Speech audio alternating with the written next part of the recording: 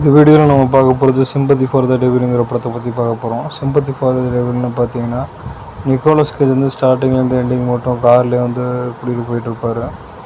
அதாவது இவரோட ஒய்ஃபை கொண்டவர், நம்ம ஹீரோவோட ஒய்ஃபை கொண்டவர் வந்து டெவிலாக தான் இருப்பார் இந்த படத்தில்.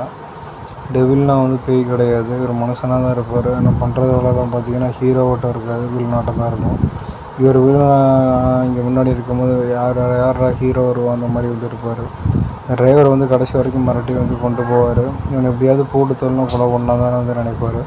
காரில் ஃபுல்லாக போயிட்டுருக்கும்போது ஒரு பையா படம் தான் பார்த்துருக்கீங்க. ஒரு பையனும் பொண்ணும் காரில் ஃபுல்லாக ட்ராவல் பண்ணுற மாதிரி அட்வென்ச்சராக. ஆனால் நைட் நேரத்தில் வந்து ஒரு கெட்டவனும் இன்னொருத்தன் கேடு கெட்டவனும் வந்து ட்ராவல் பண்ணுற மாதிரி பார்த்தது கிடையாது.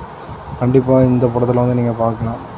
ஒவ்வொரு சீனுமே பரவாயில்லன்னு சொல்லலாம். மெயினாக குறிப்பிட்ட சீன் இந்த பெட்ரோல் பங்க் சீனில் வந்து லேடிக்கிட்ட இவன் கெட்டவன் போலீஸுக்கு ஃபோன் பண்ணி சொல்கிற சீனாக இருந்தாலும் சரி, போலீஸை வந்து ஃபாலோ பண்ணுற சீனாக இருந்தாலும் சரி, அதுக்கப்புறமா கடைசியில் வந்து டாக்ஸி தூக்குறது, கார் வெடிக்கிறது சீனாக இருந்தாலும் சரி, ஒவ்வொரு சீனும் இதில் தரமாக எடுத்துருக்காங்கன்னு தான் சொல்லலாம்.